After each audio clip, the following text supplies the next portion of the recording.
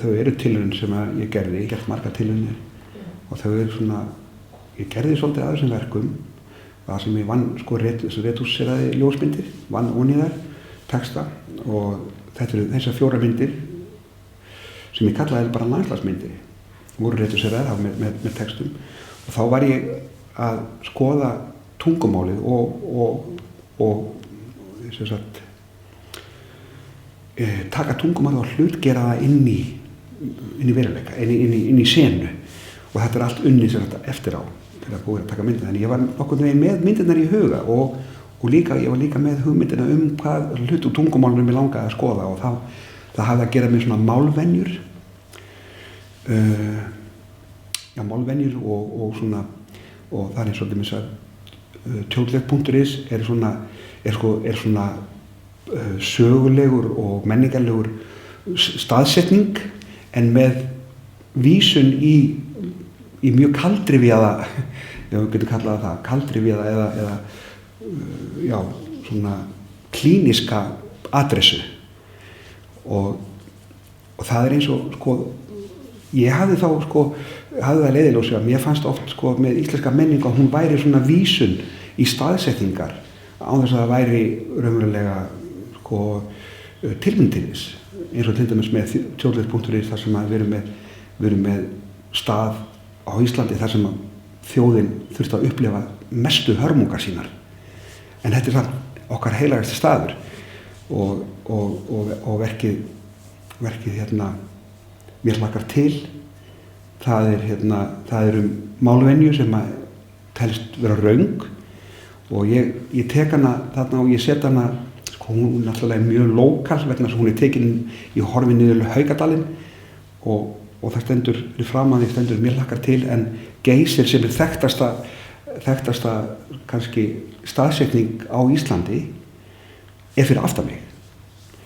og kannski bara þeir sem að búa í Haugadal skilja það verk á sinn hátt en sko þessi 4 verk eru sería og þau eru hérna samt ekki það sem ég fórst í dag þetta eru gamalt verk, þetta eru hvað 20 brán nei, þetta eru hvað 16-17 ára gamalt verk en þetta var svona tilraun sem ég gerði örfá verk í viðbót en viðhorf mitt í dag er allt öðruvísi ég að fást við hérna ljósmyndun á annan hátt ég svona það má segja ég er dálítið á tveimur stöðum þar af því að ég hef bæði sko áhuga á bara það sem kallað er bara street photography bara senunni bara á götunni sem er viðfang, eldgamalt viðfang sem að margir ljósmyndar hafa fengist við en ég er faktisk ekki ljósmyndari þanniglega þó ég sko ljósmyndarar vinna sennilega öðruvísi en ég nota þetta form á mjög breiðan hátt en þau verk sko það sem ég kannski ef ég á að nefna þau þá það sem ég er að gera í dag er meira að leita að sko þeim stað þar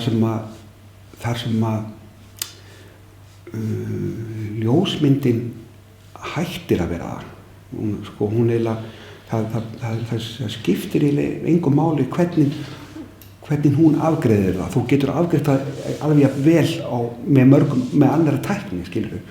og ég er svolítið mikið að leita að vinklinum þar sem myndavélinn sko með sko því að ljósmyndin er þjófnaður á vissan hátt þetta er stelsýki og ég er komin þangað í vinklinum þar sem að minnsta fyrirstaðan er þar sem minnst er hægt að stela skilur mig og hérna en sko þetta er alltaf tilraunir ég meina það hefur öllum í myndist alveg frá byrjun hafa alltaf verið tilraunir sumar hafa heppnast ágætlega aðrar hafa ekki gert það og ég býst við að allir myndlistamenn eigi þannig sögu sko og þessi sería hérna landslagsmyndir hún var til upp úr hugmyndum sem að gerðust eða þetta voru hugmyndir sem komu bara á stuttum tíma bara má segja á einu misseri og það var meðan sko fréttir í sjónvarpinu þar sem að forsætisráðherra það var innanríkisráðherra sagði hann var að tala virkjanir á Íslandi og hann sagði Gullfoss, nei, Gullfoss verður aldrei virkjaður og þar var til myndin Gullfoss OK eða og þetta líka svona leikur með tungumálið að allt landslag líður fyrir Gullfoss. Það má fórna öllu landslagi vegna sem við höfum Gullfoss. Þetta við erum búin að staðsetja einn pallus fyrir þjóðina sem aldrei verið snertur, sem fær bara að vera með sína reisn en annað landslag, buskin, má fara út í buskan, skrifa mig.